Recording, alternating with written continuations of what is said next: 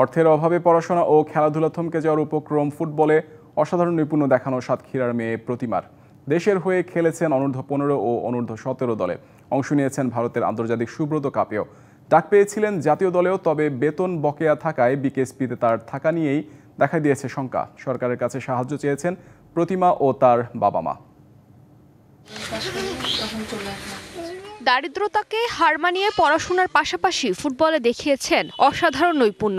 তালা উপজেলার আজপাড়া গায়ে অসচ্ছল মুন্ডা পরিবারের মেয়ে প্রতিমা। সেই প্রতিমার পড়াশোনা ও খেলাধুলা থমকে যাওয়ার উপক্রম হয়েছে মাত্র 40 থেকে 45 হাজার টাকার জন্য। বাংলাদেশ ক্রীড়া শিক্ষা প্রতিষ্ঠানের একাদশ শ্রেণীর ছাত্রী প্রতিমা মুন্ডা। এবছরের জুন পর্যন্ত বকেয়া বেতন 46,840 টাকা। সেই বেতন বকেয়ার বিবরণ বিকেএসপির কলেজ শাখা থেকে প্রতিবার অভিভাবককে চিঠি দিয়ে জানায় এই তথ্য। চিঠি পাওয়ার পর দুশ্চিন্তায় পড়েছেন তার বাবা মা। তাদের বাড়ি সাতক্ষীরা তালা উপজেলার দুর্গাপুর গ্রামে। বাবা সীমান্ত মুন্ডা অসুস্থ, কিভাবে মেয়ের টাকা জোগাড় করবেন সেটি নিয়ে এখন চিন্তিত প্রতিমার পরিবার।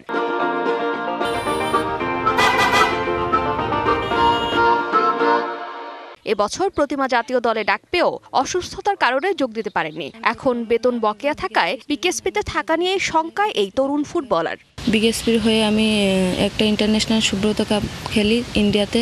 তারপরে বাংলাদেশ ফুটবল ফেডারেশনের হয়ে আমি 2টা ম্যাচ খেলি, আন্ডার 15 2022 সালে এবং আন্ডার 17 2023 সালে ভিয়েতনামে খেলি। আমার বাবা হচ্ছে দিন মজুরির কাজ করে, বাবা আমাকে ঠিক মতন টাকা দিতে পারে না। সরকারিভাবে যদি আমাকে সাহায্য করে তাহলে আমার জন্য অনেক ভালো হয়, তাহলে আমি দেশের জন্যও কিছু করতে পারি।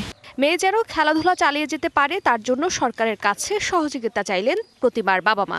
12,000 টাকা করে বেতন দিতে হয়, এটা আমরা দিতে পারছি না, এই নিয়ে খুব দুশ্চিন্তায় আছি। 12,000 টাকা কোনো সম্ভব হয় না, গরিব মানুষ পর থেকে টেনশনে খুব। প্রতিমাদের এমন আর্থিক সংকটের সময় তার পাশে দাঁড়ানোর জন্য সকলের প্রতি আহ্বান জানিয়েছেন গ্রামের আশেপাশের মানুষ। ফুটবলে তার ভবিষ্যতের কথা ভেবে তার পাশে দাঁড়াতে সরকারকে আহ্বান জানান তারা। ফারজানা জাহান প্রিয়া, ডিবিসি নিউজ।